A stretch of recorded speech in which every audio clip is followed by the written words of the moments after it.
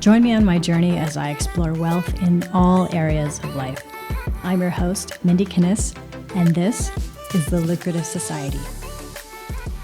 Hey, I'm joined today by someone who is not only a dear friend, he is a mentor to me in business and investing.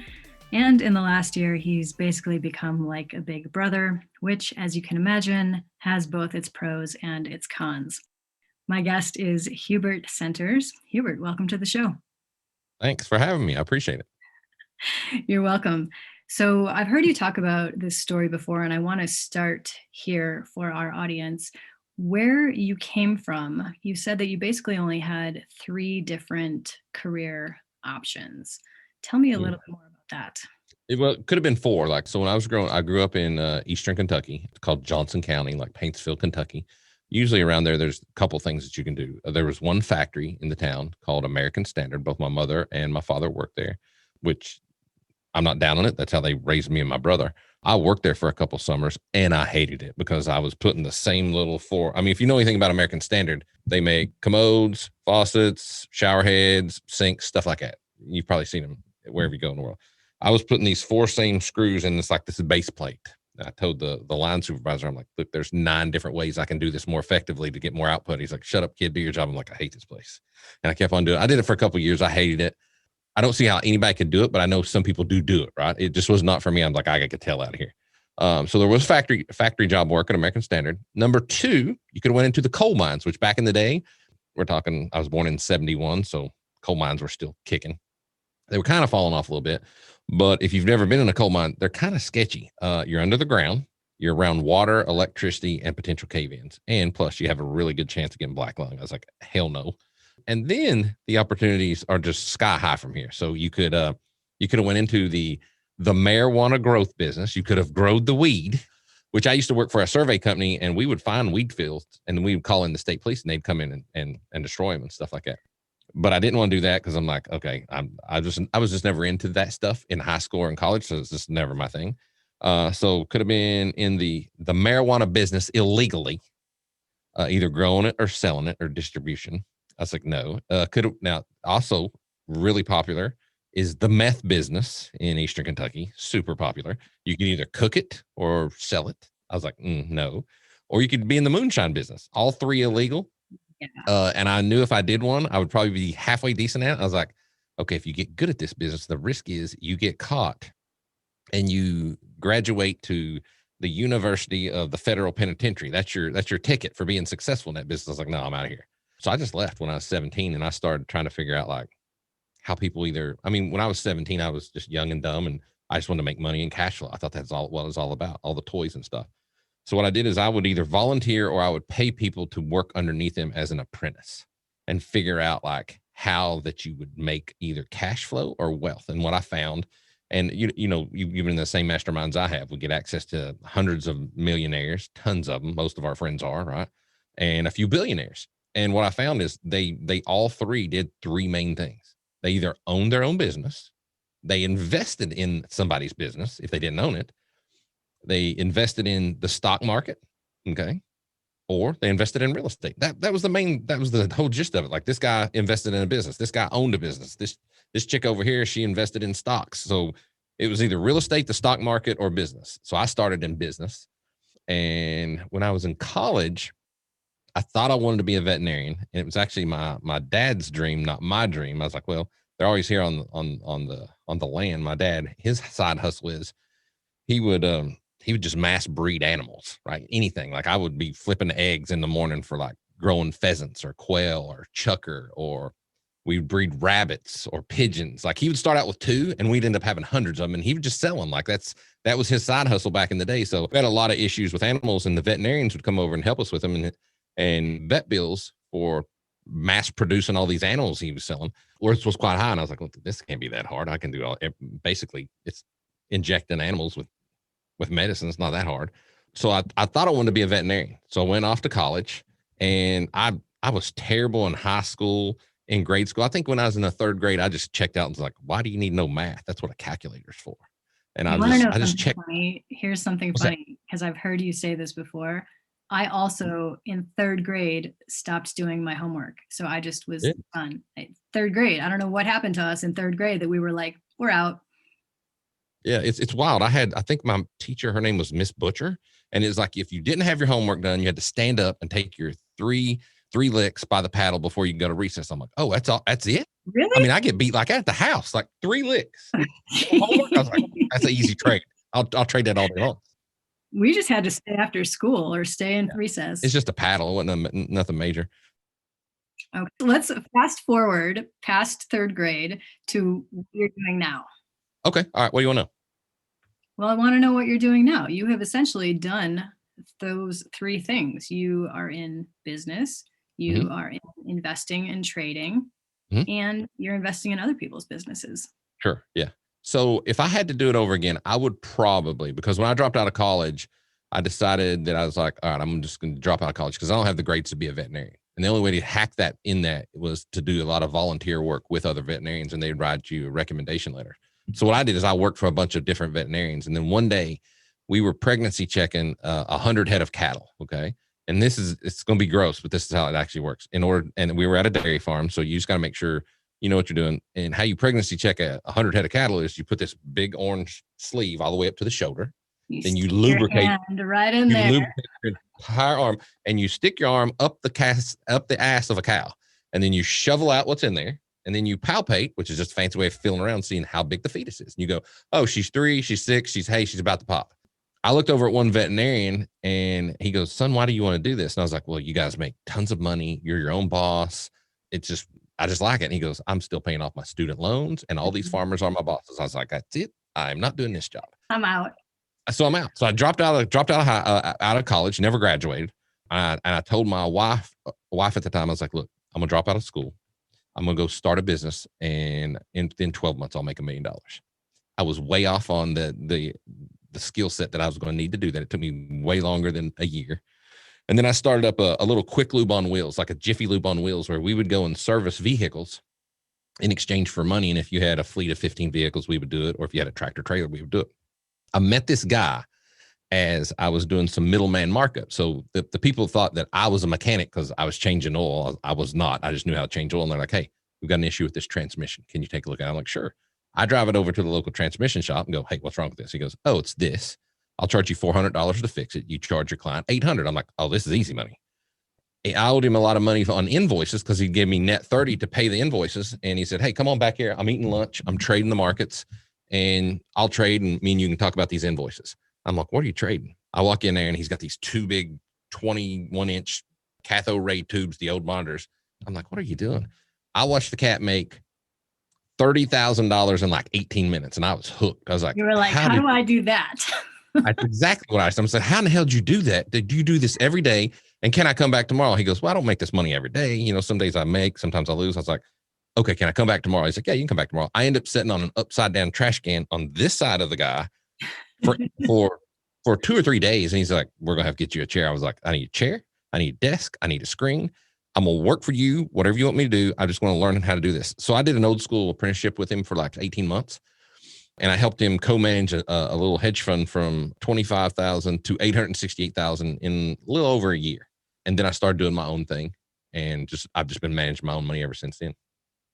I wish if I had to start it over though, I wish I would have invested in businesses before the stock market. Why do you say that? The returns are greater. The risk is greater, but the returns are much, much greater. The largest percentage gains I've had is as an angel investor, but it's also the most risk. So yeah, and I've heard you talk about it where you're like, you basically just kiss your money goodbye and expect to never see it.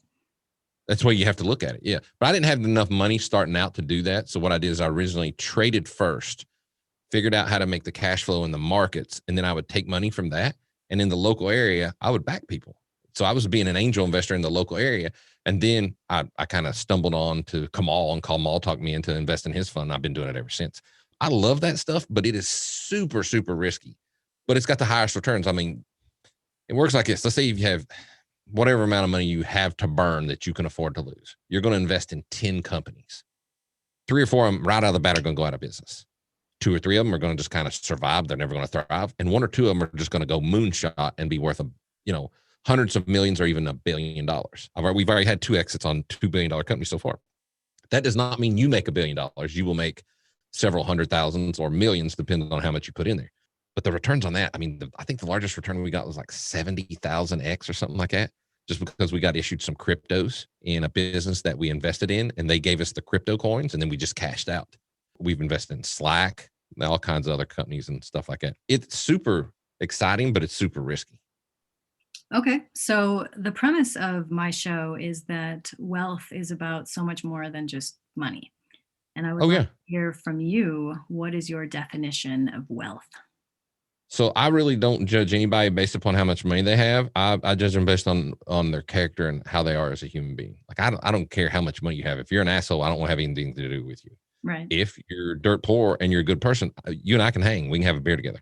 So for me, the wealth is more about the journey of what you've gone through that you can show another person that they can potentially do. If another human has done something on this earth, now within reason, like I'm not going to be able to dunk a basketball. Okay. I It's know. not I going to always happen. wanted to be in the NBA. It's not going to happen though.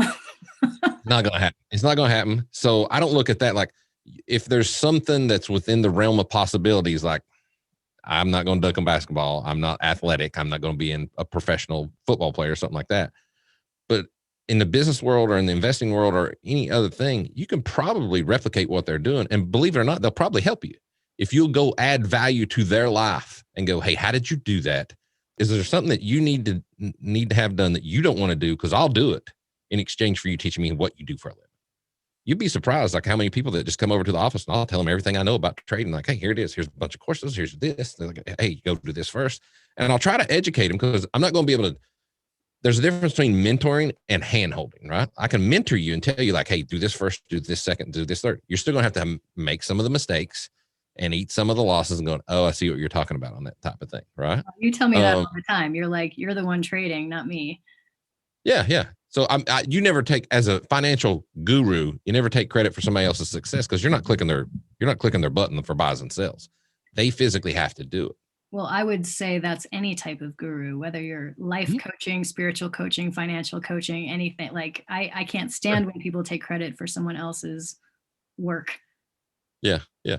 You put the work in if you're making money. And for me, as far as trading and investing, I really don't care what people do as long as they're making money. That's all I really care about. I don't care what they trade, how they do it, as long as they got good risk to reward ratios and as long as they're, using stops and protecting themselves. You care a little bit. You were very explicit with me about not trading certain things. Well, if it's super dangerous, like, hey, be careful with this. This thing will rip your face off. I will try to guide people around that.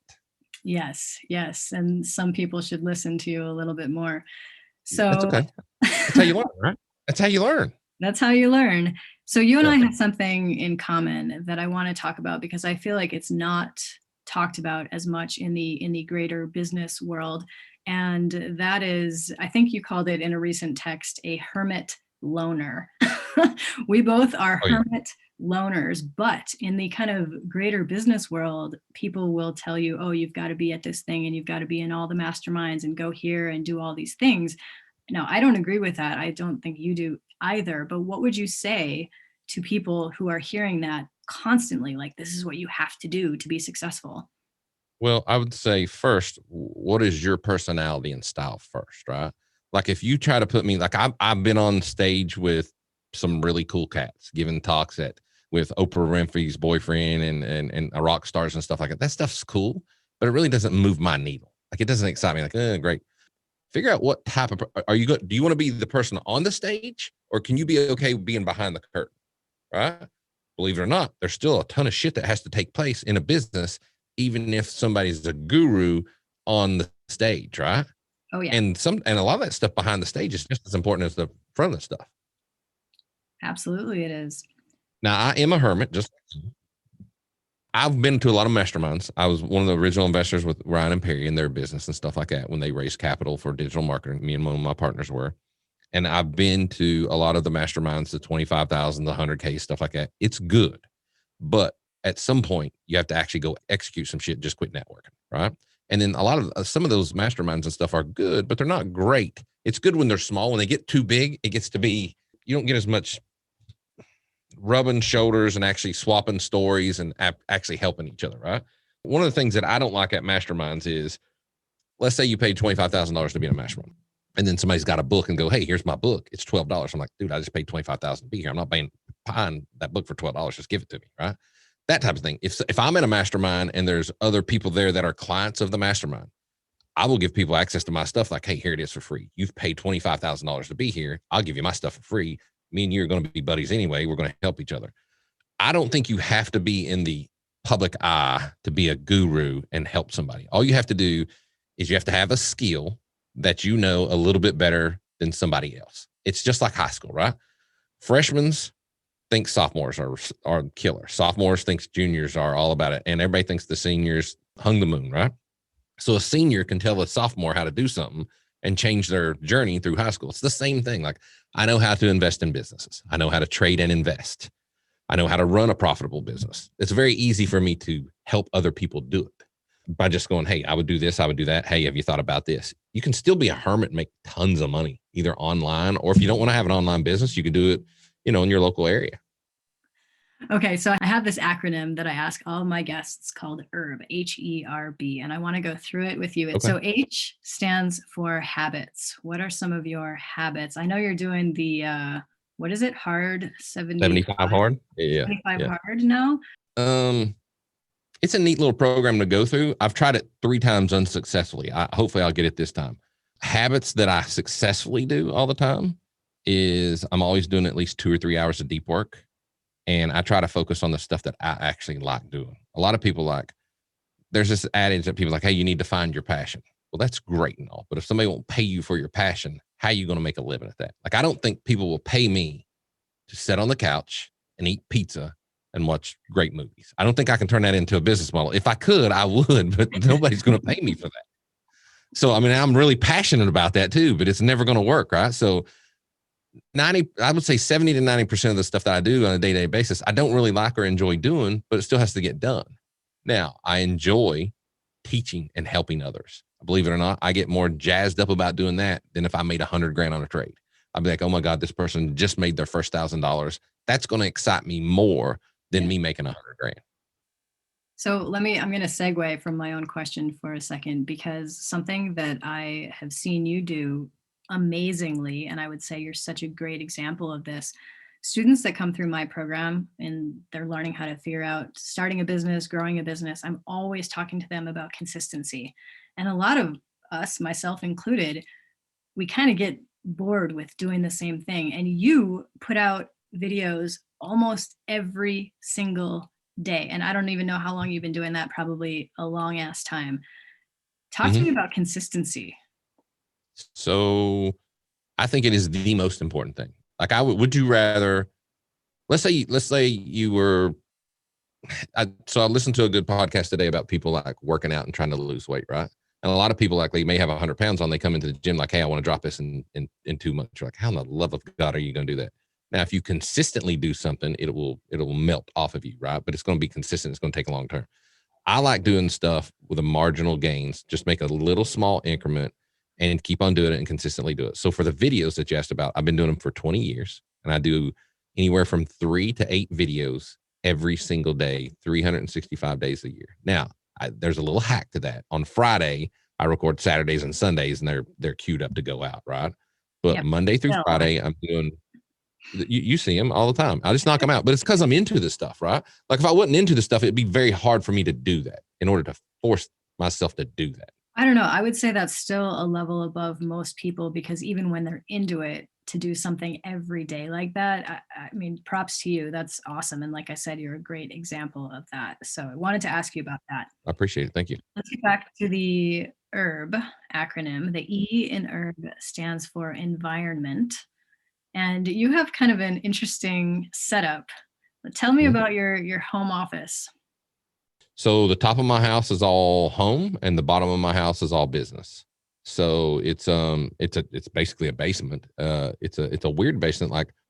You haven't been here yet, but I know you end up coming here. I've got a secret room in my basement, and there's a bookcase door. Oh, seriously? This is so cool. Yeah. There's a video of it on YouTube. One of my buddies came and recorded it. Todd Gordon. I'll send you a link to it because you can. Oh my gosh, that's awesome. So you, the reason I did it is because the first house I was in, my office was in my bedroom, and I would always yell at my kids like, "All right, Dad's doing videos. Everybody, shut up for 10 minutes. Let me." And so I was like, "All right, I'm just going to build a soundproof studio in my basement or in my house." So what I did is, I think it's about 1,500 square feet. That one office is. I'm in the smaller office right now, but it's a secret door, and then there's screens everywhere and just computers and stuff like that, and lights and cameras. And then downstairs there's a living room, a little kitchen, a bedroom, a gym, a sauna. Just it's just all business, but it's just like I stay down here and work. I go down in the morning when it's dark. I come up in the evening. It's dark, and I'm just down here working all day long. Being It's weird. your hermit loner self.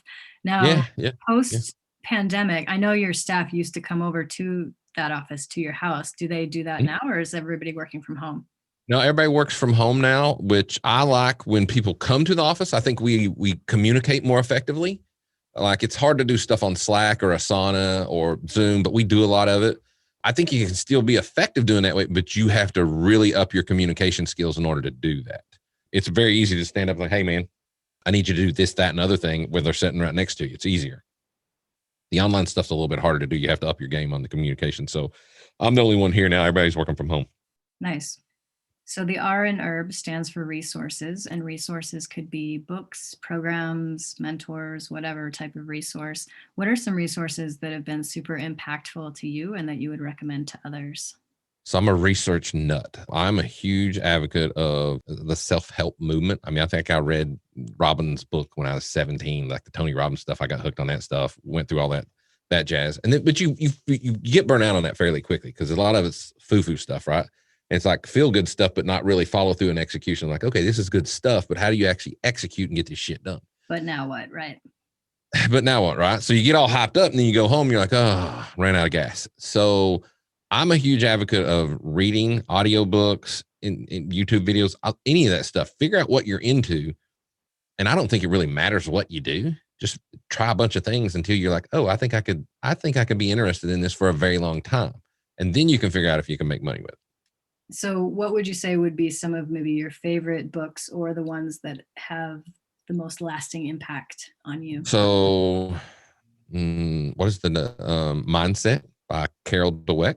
Whether Yep. you're a fixed mindset or a growth mindset, that's a lot of people's problems. And it was my problem before I read that book. And then I was like, oh, this is Yeah, me. it's a good book. It's a good book. I'm gonna look on my iPhone really quick because Audible. I spend a ton of time on Audible. The Rational Optimist is a good one. Mm-hmm. Influence, Yep. Cialdini. Atomic Habits is really good. Oh, see, I thought that Oh, one was just okay.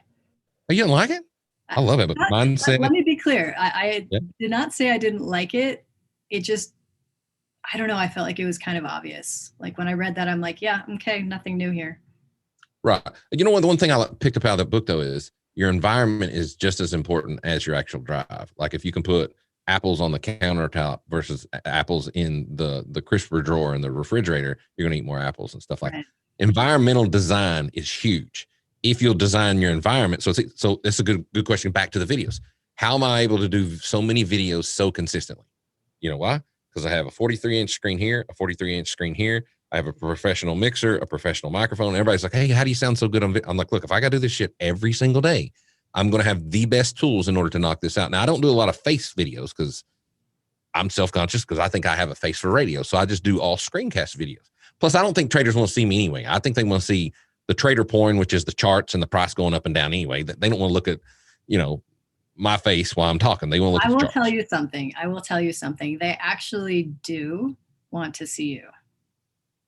I just hate it so bad. You can I choose guess it's whatever just you 'cause, want. I'm just telling yeah, you from the other side, like people actually do enjoy seeing you. So yeah.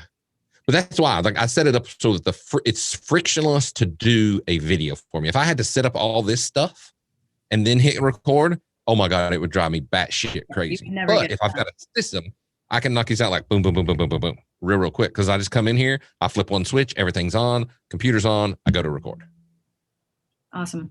So the So, yeah. B in herb stands for beliefs. And what I want to know is what are some of your core beliefs or the ways in which you see the world that have contributed to the success that you have? That's a deep one. Like I grew up not poor, but like lower middle class. So I always had a chip on my shoulder. So I was always of the opinion, like, if somebody ever told me, I'm not a real good guy to like, oh, you're doing such a great job. I'm like, don't tell me that shit. Tell me what I'm doing wrong. You know what I'm saying? So if somebody goes, you could have done this, this, and this better. I'm like, dear God, thank you. That's the type of feedback I need. Now, if somebody tells me like, kid, just sit down here, you can't do this. I'm like, have a seat. I'm gonna have to work on this, but I'm about to show you that I can do this. So that's kind of how I'm wired up. I don't know if it's a normal thing. Maybe it's a poor Kentucky thing. I'm not really sure. It's kind of weird too. Like if you're not messing with somebody as far as a friend goes and like talking shit to them and razzing them and giving them a hard time, I usually just don't care about them. Like if I don't joke around with them, I don't like them at all. I know that's what I was referring to when I said the big brother aspect has both pros and cons. Yeah, The yeah. amount of shit that I get, Mm-hmm. but also Yeah. that I give back. So it's all good. I don't know. I think that if you can fix your mindset, like making money is not that hard. What is hard is you getting out of your own way and stop believing the bullshit story that you keep telling yourself, right? Like, oh my God, I have this or I have that. Like, look, you're just lying to yourself because you're really scared. You're scared because you're going to fail. Okay, what's the first thing that's going to happen when you start a business? You're probably going to have to make sales calls. That's not going to go your way all the time. And if you really understand what's on the other side of fear, it's nothing. Like nobody really cares about you. They're busy in their own shit, dealing with their own issues. They don't really care what you look like on camera, right? I Bingo. think they do because I still have a hang up on that, and I'm like, I'm still effective without the camera in my face. I'll do the screen video, right? But look, it's all just fear. It's all fear. If you can get past the fear of doing the stuff that you're scared of, you'd be surprised what you can do on the other side. Okay, so tell me this, because I know how people in this world think, and they hear you say something like, oh, like just fix your mindset, handle that. And the next question they have is, okay, well, how? How do I do that? What would you recommend? I would first read that book, Mindset. Are you a growth mindset or are you fixed mindset? If you're fixed mindset, you can actually change and be a growth mindset. You should have the belief that, hey, if someone else has done something on this world and you're willing to put in the time and the effort, you might not have the same result, but you'll get close or you'll do substantially better. It just depends because you'll put your own spin on it. And then once you get to that, I mean, it's just really not that hard. It's not that hard. You just have to grind it out. You have to be willing to put the work in, right? I'll give you an example. I'm gonna use my kids as an example. My oldest daughter is a personal trainer, and she's really into that. She's building up her clientele and stuff like that. None of them want to trade, none of them. But I've always taught them like not so much that you can do anything, but like we don't care what other people think about us, right? Because if we do, we're not going to act because we're going to be feared that we're going to be judged. Like, so I always tried to instill in them, like, look, we don't care what other people think about us unless they're cutting a check for our mortgage. If you still have one, they don't get a vote. Now, if they're cutting you a check to pay your mortgage, then they get a vote in saying what you're going to do, right? But if they don't, they don't. So, and then my middle child is Morgan. She's got a successful photography business. My son, he has a 3D photo business. None of them want to be trading. And I tried to get them. I was like, hey, you want to look at this? They're like, nope, don't want any part of that. No, I do But they not. all are doing things. Yeah, the other, no, I do not want to have any part of that. I see how stressed it is. But I mean, they were all scared to do those things, but they went and did them because it took me forever to train out of them what society will tell you, like, hey, you should care what other people think. And you really don't. You should do what makes you happy. And you can usually, believe it or not, figure out a way to make a profit on that. Now, it's not going to be, I love what I do, but I hate about 70% of it. I don't enjoy it. There's only about 30% of it that I really, really enjoy, but that other 70% has to get done somehow. And I have to do it too. So, Hubert, if people are interested in learning more about what you do or watching your free videos, where would you like them to go? You can go. So I'm going to spell my name because it is crazy hard they'll spell it with Not C's that instead. hard. You don't think it's hard? No. So just go to HubertSenters.com. Centers is spelled with a S, Senters. Just go to HubertSenters.com. You can look me up and just opt in and I'll start sending you free videos. I will link to that as well at lucra.com. So if you find the spelling difficult for whatever reason, you can just click on the link. You will go check out hubertsenters.com. I have some questions for you. All right. What questions do you have for me? All right. So what is the top 3 things that your audience usually asks from you that you could help them with? What's the big three main things that your audience are always asking, like over and over and over again, that they struggle with? One, how can I make more money? Okay. Two, how can I start a business? Okay. And three is more about the challenge that they come up against of like, I don't know what to do next. What should I do Mhm. next type mentality. That would be number three. Gotcha. Gotcha. Do you have programs to fix the majority of those three things? Why, actually, yes, I do. All right. So what are they and how do they work? So the main one would be lucrative coach. And Mhm. that literally is soup to nuts. So people say, hey, I'd like to become a coach.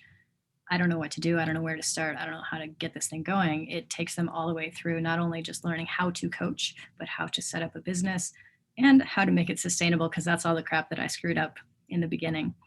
Gotcha. That would be one example. Do you find that people, when they start out business, do they like to play business instead of actually do business? Like, I gotta have, 100%. I gotta have a really good, pretty logo. Gotta have the I need to make greatest my name. business card. Yeah, I got to spend 4 weeks designing that business card. God forbid. You know what you Listen, should do? You should listen. pick up the phone and make a sales call. Right. But that was me 14 years ago. I Sure. totally thought that those were all the important things. So now I really actually like it when people come to me with that kind of stuff, because I'm like, let me tell you what happens if you focus on that. You end up in bankruptcy court. So let's Yep. not do that. Let's go a different route. Here's what you're going to do instead. All right. Another follow up question. I know you've been trading and investing. What is your biggest major win and your biggest, not profit wise, just like talk about a trade. Okay. What's a really good trade that you did that Yeah. you're proud of, and what's one hard lesson that you learned from a loss? You don't have to do figures. Just say, hey, I was long We're this. going to talk about it. So my biggest win, I would say, actually wasn't even the biggest money amount. It Mhm. was, so the woman that I first learned how to trade from, her name is Terry Igioma, and she had this program called $1,000 in a day. Like, if you can make Cool. $1,000 in a day, that's pretty badass. So I had literally just started trading in January, and within, it was either 2 or 3 weeks, I had made that 1,000 in a day, which I will add was based on one of your videos. So I totally got that from you. Like, I learned how to trade from her, but I got the insight from you. And Gotcha. making that $1,000 in a day, when I felt like, wow, I just started this, I don't even really know what I'm doing, that was amazing. So I would say that was my biggest win, even though, like I said, technically, number wise, it wasn't the most financially. Right. Biggest loss is real recent. And here's what happened. I had made some bad decisions, and then I kind of compounded bad decision on bad decision and let Okay. things get a little too far removed. Yep. Ended up with a very big, let's just put a number on it, 50% of my account, which is massive. Like, that's, I mean, not the number is massive, but 50% of the account is a massive loss. And here's Yep. the interesting thing, though, is what I found is that it wasn't so much about the loss, like, because really, if I would have stayed with that trade, it went back up, so I would have lost less. Okay, I Mhm. could focus on that, but really what I focused on was, you know what, you shouldn't have been in this situation in the first place. Right. And looking at what happened to create that situation, that to me was way more powerful. Yeah. The hard thing is, and a lot of people can't recover from a 50% loss if they don't figure out what caused the 50% loss, right? It's a very common thing where you start out with a little itty bitty loss, like a little spoon. And And it then just at the end of the day, keeps it's a going. backhoe just digging a hole Yeah, I deeper was into gonna you're like, say a shovel, but a backhoe is way more apt. yeah, yeah. And you're like, dear God. And then you're looking up like, how in the hell am I ever going to get out of this hole? It happens to all of us. Every single body in the business, we have drawdowns. Nobody really talks about them because they're not sexy, but we all experience them. Well, it's the same thing in any business. Like, I feel like a lot of my platform has been talking about living out of my office, having my house foreclosed, being evicted from my apartment, filing bankruptcy. Like, I'm very Right. open about all that stuff. And I think people feel more comfortable with their own mistakes or their own missteps once I've been like, yeah, I've done all that, you know? Yeah. I think it's kind of funny, like in the cancel culture that we're in right now. At what point in time did we get to an evolutionary standpoint where we're all supposed to be fucking perfect and nobody's supposed to make a fucking mistake? When did I that don't happen? know. I mean, I don't even exist in that world, so who cares? Yeah, Like, I yeah. don't pay attention to it at all. It's interesting. I think I learned the most from the mistakes. The successes don't really teach it too much. The failures teach you way more than the successes do. Oh yeah, if you're willing to learn. I mean, Right. what happened, so even in this recent big loss that I had, here's what I did.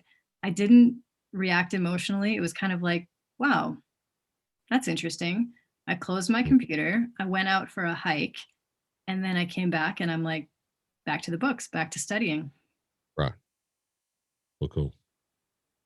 Do you have any That's other awesome. questions? No, that's it. I was just wondering. Just wondering. Hubert, thank you. I wanted to tell you how grateful I am that my husband developed a friendship with you, because I really feel like his friendship with you, like we knew each other, we were friendly, but I Mhm. feel like his friendship with you set up the friendship that we have now. And that to me has been life changing. So thank you.